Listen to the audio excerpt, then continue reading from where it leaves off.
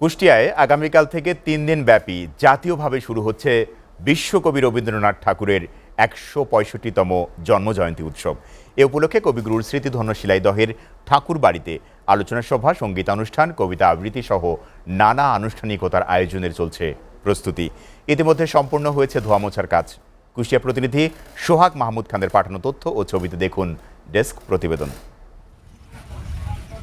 যখন পড়বে না মোর পায়ের চিহ্ন এই বাটে, আমি বাইব না মোর খেয়াতরি এই ঘাটে সহ ২,২৩২টি গানের অধিকাংশই কুষ্টিয়ার এই শিলাইদহে বসে লিখেছেন কবিগুরু রবীন্দ্রনাথ ঠাকুর। এখান থেকেই গীতাঞ্জলি অনুবাদ করে ১৯১৩ সালে রবীন্দ্রনাথ ঠাকুর প্রথম বাঙালি হিসেবে সাহিত্যে অর্জন করেছেন নোবেল পুরস্কার। আগামী ২৫শে বৈশাখ শুক্রবার কবিগুরু রবীন্দ্রনাথ ঠাকুরের ১৬৫তম জন্মবার্ষিকী। এই উপলক্ষে শিলাইদহের কুঠিবাড়িতে নতুন রং, বাড়ির আঙিনায় বাগানকে আগাছা কেটে পরিষ্কার পরিচ্ছন্নের পাশাপাশি চলছে রবীন্দ্র মঞ্চে প্যান্ডেল নির্মাণ। মেলার জন্য এই কাজগুলো হচ্ছে, নতুন রিভাইং কাজগুলো আছে, যেগুলো আছে লোকজন আসবে, দেখবে, সৌন্দর্য দেখার জন্য এগুলো কাজ হচ্ছে ভাইয়া। ২৫শে বৈশাখ বিশ্বকবি রবীন্দ্রনাথ ঠাকুরের জন্মবার্ষিকী উপলক্ষে এখানে প্রতিবারই একটা বড় আয়োজনে মেলা হয়। এবারও সেই আয়োজনই হচ্ছে।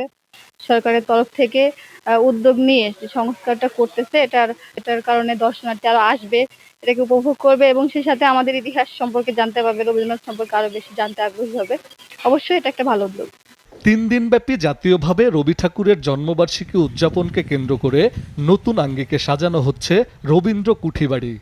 আর এমন সাজসজ্জা দেখে মুগ্ধ হচ্ছে দেশের বিভিন্ন স্থান থেকে ঘুরতে আসা দর্শনার্থীরা। রবীন্দ্রনাথ ঠাকুরের ১৬৫তম জন্মবার্ষিকীতে যে আয়োজন চলছে, মনে হয় এটা বিগত অনেক ২৫শে বৈশাখের চাইতে ভালো হবে আর কি। খুবই ভালো লাগছে। আমি রাজশাহী থেকে আসছি এখানে ঘুরতে, রবীন্দ্রনাথ কুঠিবাড়িতে। পরিবেশটা অনেক সুন্দর, ভালো লাগছে ঘুরে এখানে।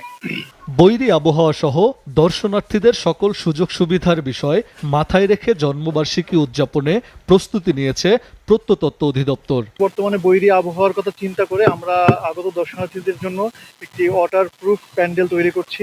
এছাড়াও এখানে যে বাহিরের যে দর্শনার্থীরা আসবে তাদের যাতে এখানে খাবারের কোনো সমস্যা না হয়, এজন্য আমাদের রবীন্দ্র কুঠিবাড়ির ভিতরে একটি ক্যাফেটেরিয়া রয়েছে, সেই ক্যাফেটেরিয়াটি চালু হবে। নিরাপত্তার বিষয়টি বিবেচনায় রেখেই আমরা সমস্ত কুঠিবাড়িটি সিসি ক্যামেরার আওতায় নিয়ে আসবো। তো সেক্ষেত্রে আমি মনে করি যে এখানে আগত দর্শনার্থীরা অতীতের ন্যায় একটি চমৎকার অনুষ্ঠান উপভোগ করবেন।